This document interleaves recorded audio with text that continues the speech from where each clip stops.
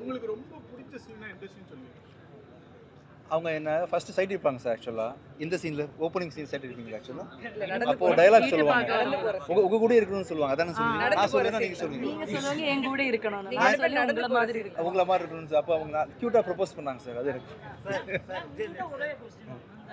கழுத்துல வந்து கயிறு போடும்போது கண்ணு உள்ள போயிருக்கு. தம்பி என்னம்மா நோட் பண்ணுறீங்கப்பா, சொல்லுங்கப்பா. இல்லை கரெக்டாக சொன்னீங்க. எனக்கு இந்த பொண்ணு எப்படா இப்படி பண்ணிச்சு, நான் எனக்கு கேமரா பேக்கில் இருக்கும், கண்ணு வேற மேலே போகும் இல்லையா?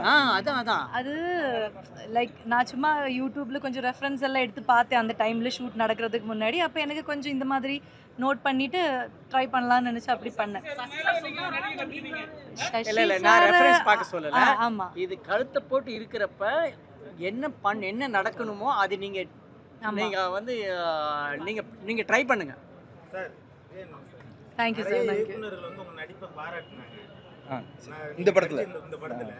அதை நீங்க எப்படி பாக்குறீங்க? அடுத்த படங்கள் இதே மாதிரி நடிப்பு கொடுப்பீங்களா? இல்லை கண்டிப்பாக. ஆக்சுவலாக இது வரைக்கும் நான் வந்து ஒரு 15-20 படம் பண்ணியாச்சு. நடிப்புக்குன்னு யாரும் பாராட்டுறது இல்லை. நல்ல படம் சார், நல்ல படம், சூப்பர் கதை சார் அப்படின்னு போயிருக்காங்க. மியூசிக் சொல்லி பேசுவோம். நடிப்புக்குன்னு பாராட்டின முதல் படமே இந்த படம் தான். ஆக்சுவலாக உண்மையிலேயே நீங்கள் வைகை, மைதானம், சாட்டை இது மாதிரி படம் தான் நடிச்சீங்க. ஒரு 10 வருஷம் உங்களுக்கு தமிழ் சினிமா கண்டுக்கிடவே இல்லை, புறக்கணிச்சிட்டீங்க. இப்போ லப்பர் பந்தில் இந்த படத்தை எல்லாரும் கொண்டாடுறாங்க. அதை பற்றி என்ன நினைக்கிறீங்க?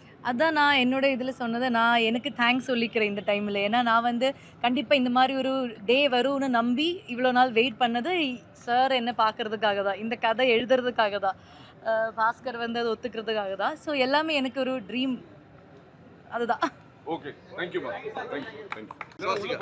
சுவாசிகா பேசுகிறால ரொம்ப சந்தோஷம் உங்களை பார்க்குறதுக்கு. ஆக்சுவலாக பிச்சைக்காரனை தொடர்ந்து என் லைஃப்பில் ஒரு 3 முக்கியமான இன்சிடென்ட். அதில் வந்து ஃபஸ்ட்டு வந்து பார்த்தீங்கன்னா டிஷ்யூமில் என்ன மியூசிக் டேரக்டராக ஆப்பர்ச்சுனிட்டி கொடுத்தது சார் தான்.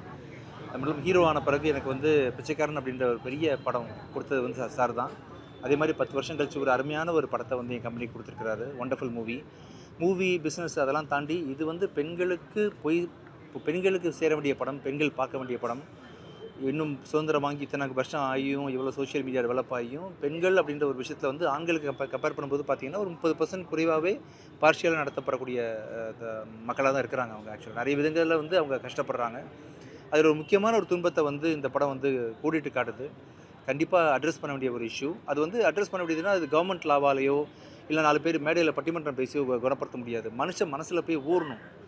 மனுஷன் வந்து சிந்திக்கணும். இந்த மாதிரி ஆமாம் இல்லை அவங்களும் ஒன்று தானே அப்படின்னு சொல்லிட்டு தான் அம்மாவை பற்றி, தான் சித்தியை பற்றி, பெரியம்மாவை பற்றி, தங்கச்சியை பற்றி, அக்காவை பற்றி, அண்ணியை பற்றியெல்லாம் யோசிக்கணும். ஃப்ரெண்ட்ஸை பற்றி யோசிக்கணும்.